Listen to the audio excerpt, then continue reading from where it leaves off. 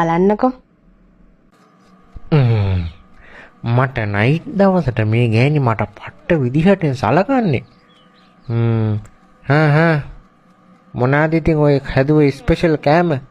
මම දන්නවනේ තමුන්ගේ ස්පෙෂල් කෑම මොනවාද කියලා.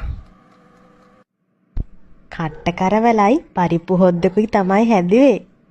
අනේ පැටියෝ ඒත් ඉතින් කට්ට කරවල එක නම් හොඳටම රොස් වෙලා මම මේ টয়ලට් එකට දුවලා එන්න ගිය ටිකට පරිප්පු එකේ ඇට ඔක්කොම දිය වෙලා කිරි හොද්දක් වෙලා. අනේ මේ තමුසේකෝයි නල්ලමලේ ස්පෙෂල් කෑම තමුසේම කා ගන්නවා. මා ගොල්ල. බායි පැටියෝ. අපෝ ඇතියන්තම් වදකාරයා ගියා. යාළු වෙලා බැන්දහම මෙහෙම තමයි ඉතින්. අපරාදි ගෙදරින් ගෙනා ප්‍රොපෝසල් එකට මං එදා කැමති වෙන්න තිබුණේ. එහෙම වුණා නම් අද මං ඉන්නේ රැජිනක් වගේ.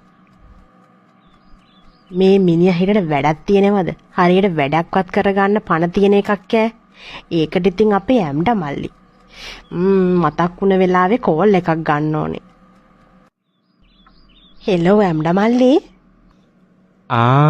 සුදු බෝලේ අක්කා.